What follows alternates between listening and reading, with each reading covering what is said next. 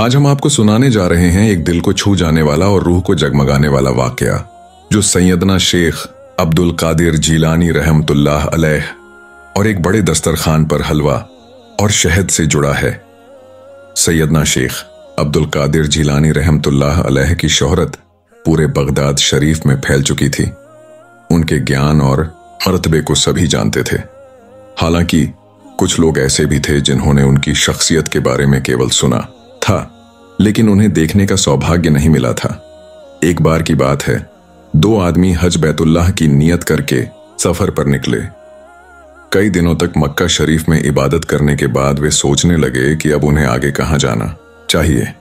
एक साथी ने सुझाव दिया कि वे बगदाद शरीफ की तरफ चलें। दूसरे ने जवाब दिया, हम वहां किसके पास जाएंगे, वहां तो हमारा कोई जानने वाला नहीं है। पहला साथी बोला, अल्लाह की धरती पर हर जगह उसका करम है, चलो देखते हैं कि वहां हमें कौन मेहमान बनाता है और हमारी मेहमान नवाजी करता है। हज पूरा करने के बाद उन्होंने बगदाद का रुख किया, लेकिन बगदाद पहुंचने के बाद उन्हें एहसास हुआ कि सचमुच वहां उनका कोई जानने वाला नहीं था, न कोई रिश्तेदार न कोई दोस्त। वे अनजान थे और किसी ने भी उनकी मदद नहीं की। तब एक साथी ने कहा, चलो किसी वीरान जगह पर ठहर जाते हैं, हमें यहां कुछ दिन तो बिताने ही पड़ेंगे। वे एक जगह ठहर गए और जितने पैसे थे उनसे खाने पीने का इंतजाम किया।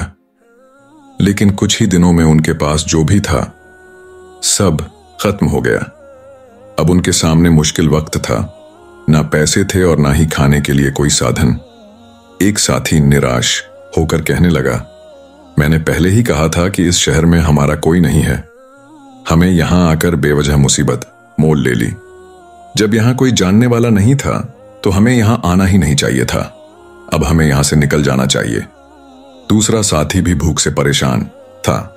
उसने कहा, तुम सही कह रहे हो, पर इस वक्त मेरी हालत इतनी खराब है कि मुझसे चला भी नहीं जा रहा। मुझे माफ करना कि मैंने तुम्हें इस परेशानी में डाल दिया, लेकिन अब हमें कोई ना कोई हल निकालना ही होगा, वरना हम अपने मुल्क लौट भी नहीं पाएंगे। उनके पास अब बस एक ही चीज बची थी, एक कमान। तीर पहले ही खत्म हो चुके थे। उनके पास ऐसा कुछ नहीं था जिसे बेचकर वे खाना खरीद सकते। वे सोचने लगे कि कमान को बेचकर कुछ रोटी और गोश्त खरीद लें ताकि अपनी भूख मिटा सकें। वे बाजार गए और कमान बेच दी, लेकिन उससे ज्यादा पैसे नहीं मिले। वे सोचने लगे कि इतने पैसों में भरपेट खाना तो मिलने से रहा। वे नान वाले की दुकान पर गए और नान और गोश्त मांगा। दुकानदार ने कहा, इतने पैसों में नान और गोश्त दोनों नहीं मिल सकते। अब उनके सामने सवाल था, क्या करें? एक नान दो लोगों के लिए काफी नहीं थी। फिर वे चावल वाले की दुकान पर गए और कहा, हमें दाल और चावल दे दो। चावल वाले ने जवाब दिया, भाइयों, इन पैसों में सिर्फ चावल ही मिल सकते हैं, दाल नहीं आएगी, और चावल भी इतने कम होंगे कि तुम्हारे लिए काफी नहीं होंगे। एक साथी ने कहा, चलो हमें चावल ही दे दो। अब उन्होंने उन पैसों से सिर्फ चावल खरीदे और अपने ठिकाने पर लौट आए। चावल तो दोनों ने पका लिए, लेकिन जब खाने बैठे तो महसूस हुआ कि इतनी कम मात्रा में दो लोग ठीक से खा भी नहीं सकते। यही हुआ, उन चावलों में बरकत नहीं हुई। उन्होंने खाया लेकिन उनकी भूख नहीं मिटी। भूख की वजह से कमजोरी भी महसूस होने लगी। अब उनके पास कोई ऐसी चीज भी नहीं बची थी जिसे बेचकर वे और खाना खरीद सकते। वे परेशान बैठे थे। तभी एक साथी ने कहा, भाई, यह जगह बहुत वीरान है, यहां कोई हमारी मदद करने वाला भी नहीं है। क्यों ना हम फिर से बगदाद शहर चलें? हो सकता है इस बार अल्लाह का कोई नेक बंदा हमारी मदद कर दे, हमारे लिए खाना ला दे। इस उम्मीद के साथ वे पैदल ही बगदाद शहर की तरफ चल पड़े। मगर जब वे शहर पहुंचे तो हर कोई उन्हें नजरअंदाज करता हुआ आगे बढ़ जाता। ऐसा लग रहा था कि यहां कोई ऐसा नहीं है जो किसी की मदद करे। उनकी भूख और बेबसी देखकर एक साथी की आंखों में आंसू आ गए। उसने मायूसी में कहा, शायद हमारी भूख कभी खत्म नहीं होगी। उसी वक्त एक राह चलते आदमी की नजर उन पर पड़ी। उसने उन्हें इस हाल में देखा तो पास आकर पूछा, तुम लोग अजनबी लग रहे हो, क्या हुआ? तुम लोग रो क्यों रहे हो? परेशान क्यों हो? वे कहने लगे, हम हज बैतुल्लाह करके यहां आए थे, हमें यहां कुछ काम था। सोचा था कि जो थोड़े पैसे हमारे पास हैं वे हमारे लिए काफी होंगे, लेकिन उन पैसों से हमने खाने पीने का सामान खरीद लिया और अब हमारे पास कुछ भी नहीं बचा। हम शहर के बाहर एक वीरान जगह पर ठहरे थे, वहीं खाना बना रहे थे, लेकिन अब हमारे पास पैसे खत्म हो गए हैं। बिना पैसों के हम कुछ भी नहीं खरीद सकते। हमारे पास कुछ नहीं है और भूख की वजह से हमारी हालत खराब हो रही है। फिर उन्होंने कहा, हम किसी को जानते भी नहीं, न ही यहां हमारा कोई करीबी है। वह आदमी बोला, क्या तुम्हारे पास कोई ऐसी चीज है जिसे बेचकर तुम लोग खाने का इंतजाम कर सको? एक साथी ने जवाब दिया, हमारे पास आखिरी चीज बस एक कमान बची थी। हमने उसे बेचकर चावल खरीदे, लेकिन इतने कम चावल थे कि खाने के बाद भी भूख नहीं मिटी। अब हम पूरी तरह लाचार हो चुके हैं। हमें अफसोस है कि हमने यहां आने का फैसला किया। हमने सोचा था कि यह तो अल्लाह की जमीन है और यहां ऐसे लोग होंगे जो जरूरतमंदों की मदद करेंगे, लेकिन हमें ऐसा कोई नहीं मिला। लगता है कि यहां किसी के दिल में हमारे लिए कोई नरमी नहीं है। यहां इंसानियत बची ही नहीं। उनकी बातें सुनकर वह आदमी चौंक गया और बोला, क्या तुम लोगों को गौस आजम रहमतुल्लाह अलैह के बारे में नहीं पता? वे बोले, नाम तो सुना है, लेकिन क्यों? क्या वे लोगों की मदद करते हैं? वह आदमी मुस्कुराया और बोला, बेशक वे सबकी मदद करते हैं। उनके अलावा इस शहर में कोई इतना सखी यानी दरिया दिल नहीं है। अगर कोई सबसे बड़ा मददगार है तो वह वही है। तुम इंसानियत की बात कर रहे हो तो सुनो, वे सबसे प्यारे इंसान हैं। वह आदमी आगे कहने लगा, सब लोग गौस आजम रहमतुल्लाह अलैह के फैज और बरकत से माला माल होते हैं, और सबसे बढ़कर वे सबको खिलाते पिलाते हैं। तुम्हारी इस परेशानी का हल उनके अलावा किसी के पास नहीं है। मैं तुम्हें क्या बताऊं उनके बारे मेन सैयदना शेख अब्दुल कादिर जीलानी रहमतुल्लाह अलैह दुनिया के सरदारों में सबसे अलग हैं। वे चमकते हुए सूरज की तरह हैं और औलिया अल्लाह में सबसे ऊंचे मकाम पर हैं।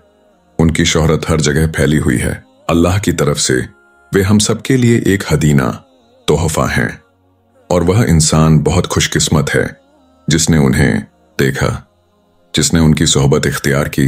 वह हमेशा मंजिल तक पहुंचा। जो भी उनके पास आया और उनके फैज से लाभान्वित हुआ वह कामयाब हुआ। मुझे यह सुनकर बहुत अफसोस हुआ कि तुम लोग उनके शहर में आकर भी यह सोच रहे हो कि यहां कोई तुम पर रहम करने वाला नहीं है। अरे, यहां तो अल्लाह ने अपनी मखलूक पर रहम करने के लिए अपने सबसे बड़े वली को भेजा है। उनकी यहां रोज मजलिस लगती है जहां हजारों लोग शामिल होते हैं। उनके दस्तरखान इतने बड़े होते हैं कि हर कोई भरपेट खाकर उठता है। जितना वे खिलाते हैं उतना यहां कोई और नहीं खिला सकता। लगता है तुम लोगों ने उनके बारे में पूरी बात नहीं सुनी, वरना तुम इस तरह न रोते, न मायूस होते और न इस हाल में होते, बल्कि तुम अब तक उनकी महफिल में पहुंच चुके होते।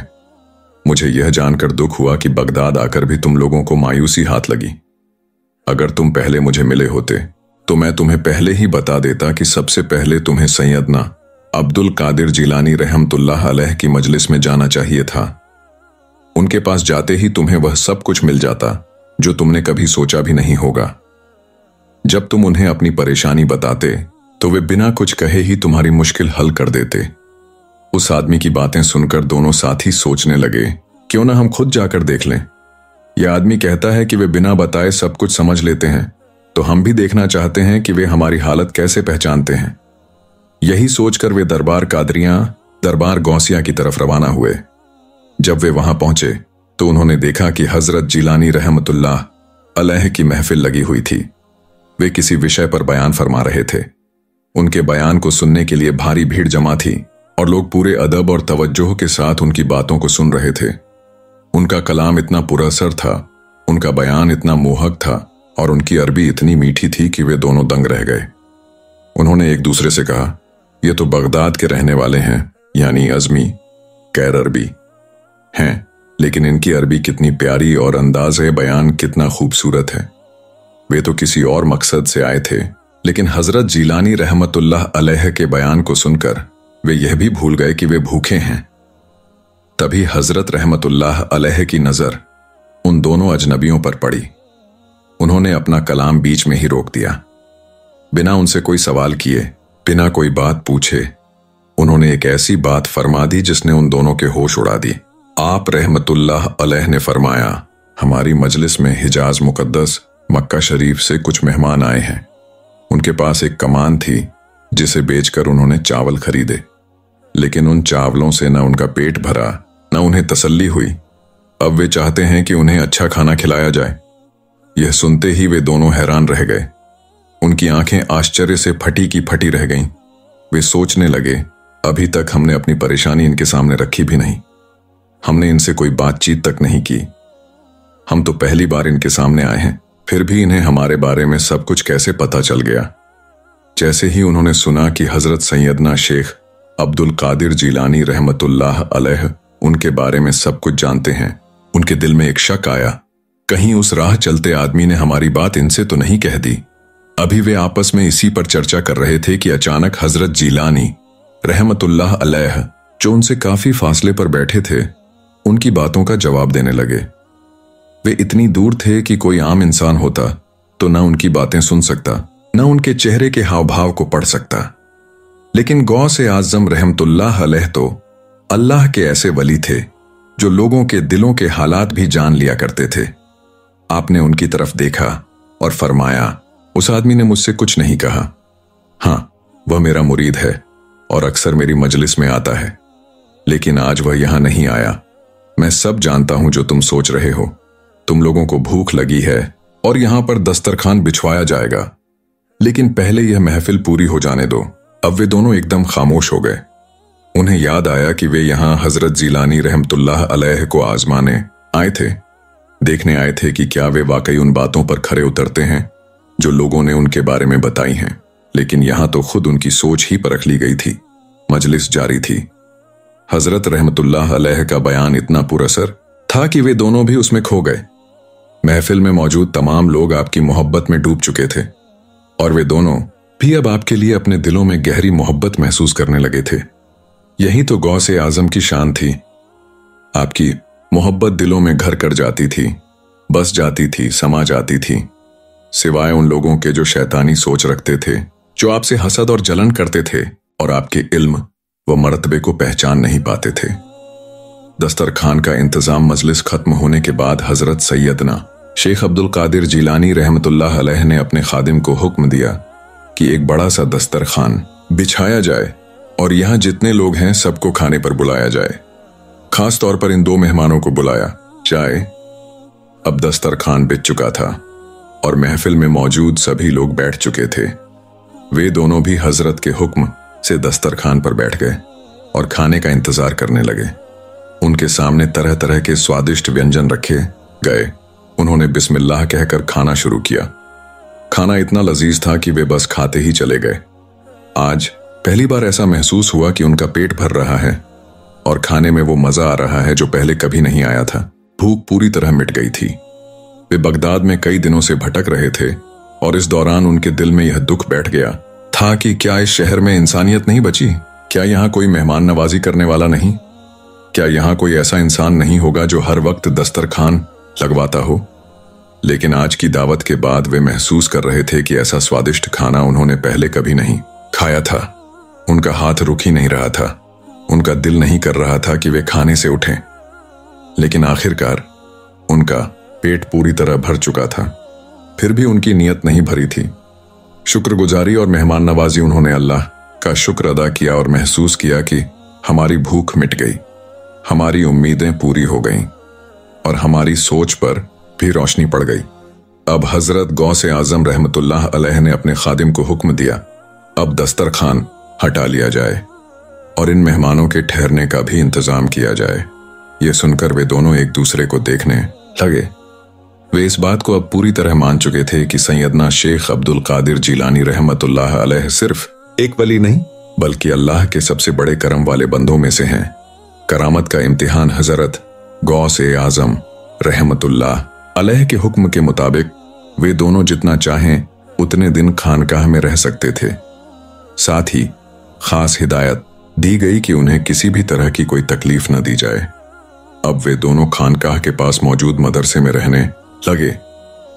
जब भी हजरत जीलानी रहमतुल्लाह अलैह की मजलिस लगती, वे उसमें शरीक होते और आपका बयान सुनते। हर मजलिस के बाद दस्तरखान बिछाया जाता और उन्हें खास तौर पर खाने के लिए दावत दी जाती। वे दोनों इस मेहमान नवाजी से बेहद खुश थे। हमने तो सोचा था कि बगदाद में हमारी कोई परवाह करने वाला नहीं होगा, कोई हमारी मदद नहीं करेगा, हम यहाँ अजनबी हैं। लेकिन यह शख्स तो इतना आला है कि हमें इतनी मोहब्बत दे रहा है जैसे हम इनके अपने हों। लेकिन एक दिन उनके दिल में एक ख्याल आया। अब तक हम दस्तरखान पर बैठकर पेट भरकर खा चुके हैं और खाने का लुत्फ भी उठा रहे हैं, लेकिन अब वक्त आ गया है कि हम शेख को आजमाएं, यानी अपने दिल में अपनी पसंदीदा चीजों के बारे में सोचेंगे और देखेंगे कि क्या उन्हें इसका इल्म होता है या नहीं। ख्वाहिश का इम्तिहान महफिल खत्म होने के बाद फिर से बड़ा सा दस्तरखान बिछाया गया। इस बार भी वहां मजलिस में शामिल तमाम लोग मौजूद थे। हजरत जीलानी रहमतुल्लाह अलैह के शागिर्द, मुरीद, अकीदतमंद और कुरान सीखने वाले तालिबे इल्म सब लोग दस्तरखान पर बैठ गए। वे दोनों भी शामिल हो गए।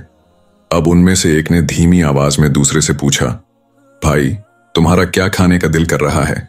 दूसरे ने जवाब दिया, मेरा तो दिल कर रहा है कि मैं गर्म गर्म हलवा खाऊं, ऐसा हलवा जिससे ताकत मिले और जो मैंने पहले कभी ना खाया हो। सुना है कि बगदाद का हलवा बहुत ही लजीज और उम्दा होता है। फिर उसने अपने साथी से पूछा, तुम्हें क्या खाने की चाहत है? दूसरे ने कहा, मुझे तो शहद खाने का मन कर रहा है। सुना है कि यहाँ का शहद बहुत अच्छा और खालिस होता है। हाँ, ये तो सच है कि हमें यहाँ कई दिनों से बढ़िया खाना मिल रहा है, लेकिन अगर आज हमारी पसंद का खाना मिल जाए तो बात ही कुछ और होगी। अब उनका मकसद साफ था। वे देखना चाहते थे कि जो बातें वे आपस में कर रहे हैं, क्या हजरत जीलानी रहमतुल्लाह अलैह को इसकी खबर होती है या नहीं। करामत का खुलासा उन्हें यकीन था कि चाहे कोई कितना ही बड़ा आलिम हो, कितना भी इबादत गुजार, परहेजगार या लाखों मुरीदों वाला वली क्यों ना हो, लेकिन यह जानना नामुमकिन है कि हम दिल में क्या सोच रहे हैं। वे बस इंतजार कर रहे थे कि देखें क्या होता है। उधर हजरत गौस आजम रहमतुल्लाह अलैह उस वक्त अपनी इबादत गाह में इबादत कर रहे थे, लेकिन जैसे ही उनकी ख्वाहिश जुबान से निकली, आप अपने कमरे से बाहर आए और पूरी महफिल पर नजर डालने लगे। गौस आजम की करामत, दिल की ख्वाहिश पूरी हुई, हर कोई खाने में मग्न था और हजरत सैयदना शेख अब्दुल कादिर जीलानी रहमतुल्लाह अलैह का दिल खुश हो रहा था, क्योंकि आप शुरू से ही लोगों को खिलाने पिलाने वाले थे और मखलूक को खाना खिलाकर आपको सुकून और खुशी मिलती थी। तभी अचानक आपकी नजर उन दो मेहमानों पर पड़ी जो आपस में आंखों ही आंखों में बातें कर रहे थे। आप रहमतुल्लाह अलैह ने उनके दिल की कैफियत को जान लिया। आपने उनकी हर सोच को पढ़ लिया, उनकी हर ख्वाहिश को महसूस कर लिया।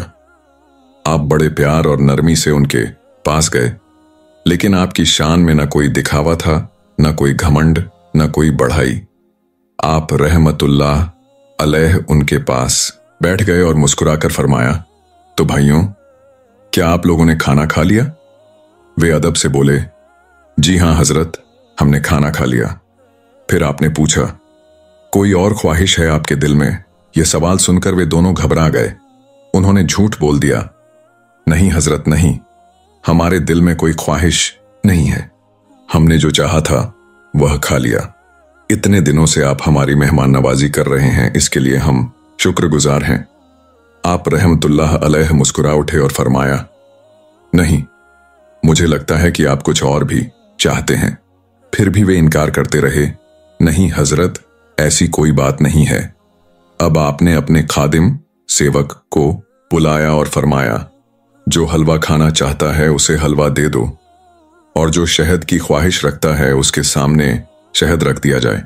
खादिम ने थोड़ी हिचकिचाहट के साथ कहा, हजरत, यहां तो ना हलवा है और ना शहद, तो कुछ और खाने की चीज रख देते हैं। आपने फरमाया, नहीं, इन्हें वही चीज मिलेगी जो इनके दिल में है।